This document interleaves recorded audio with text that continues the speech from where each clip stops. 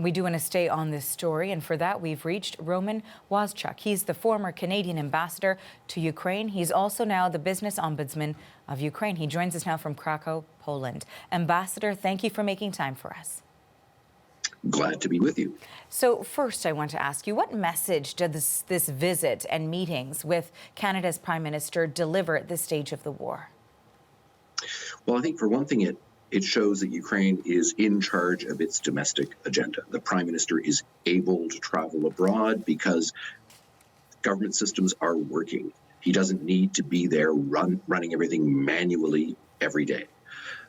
It also reflects in the fact that he's built up a very good relationship with the government of Canada, I think especially with Deputy Prime Minister Chrystia Freeland, in very regular contact. And it's reflected in the fact that he's primarily responsible for the economy, as opposed to, let's say, the Minister of Defense or the President, who are more on the defense side.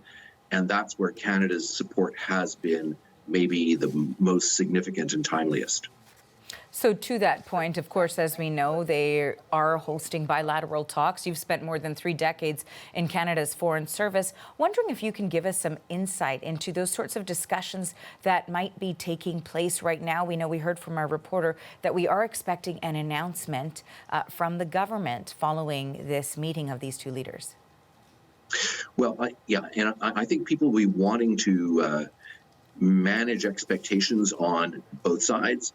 And I think also to reassure, the Ukrainians will want to reassure that the assistance that's been provided is being used responsibly, and that they are preparing to especially use the military assistance in terms of the planned counteroffensive.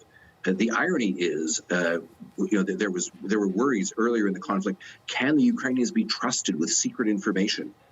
Or with technologies. And of course, it turns out the main leak problem has ended up being somewhere around the Pentagon in Washington.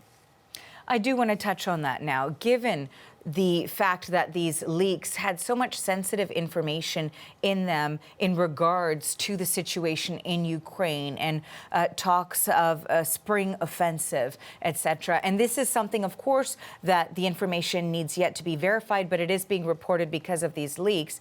I'm wondering how the timing of this visit plays into all of that. I think it will give Prime Minister Trudeau and other cabinet members an insight into what Ukrainians are planning. I think as well that it's an opportunity to build confidence. Ukraine has traditionally been underestimated in this conflict and has tended to surprise on the upside. So I think privately that is probably what Prime Minister Shmyhal will be saying to the Prime Minister and others, that yes, there's been this barrage of stories, people worried about battalion commanders saying, do I have enough ammo here? That problem can be managed 2 ways. One is have more confidence in us, and the other is send more ammo. You know, and to that very point, certainly you mentioned how these two countries, Canada and Ukraine, have been close allies. They do have a close relationship. Canada has offered much support. Has it been enough, though? You know, I think Canada has done more than Canadians give themselves credit for. I mentioned the financial side, and even if you look at these leaked documents, they can't be trusted completely, but there's certainly a lot of it looks fairly genuine. You see a lot of little maple leaf flags there in the equipment that various brigades are drawing on to prepare for the counteroffensive.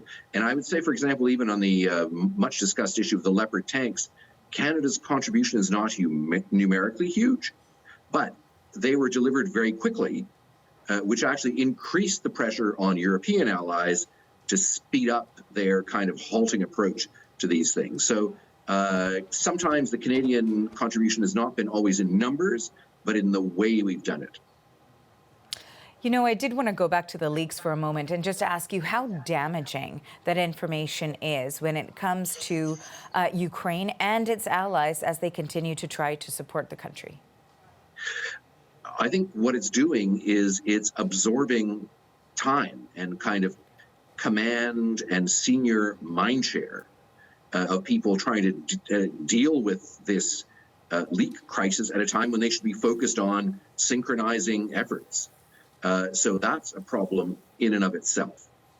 But it also, I think, may well lead the Ukrainians to be more reticent in sharing everything they know about their situation with Western allies. And again, that would be understandable, but it won't help in terms of optimizing the way you work together. So I think there's a range of concerns that that these leaks raise.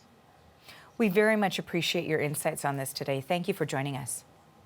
You're very welcome. That is former Canadian ambassador to Ukraine, Roman Waschuk in Krakow, Poland. Thank you.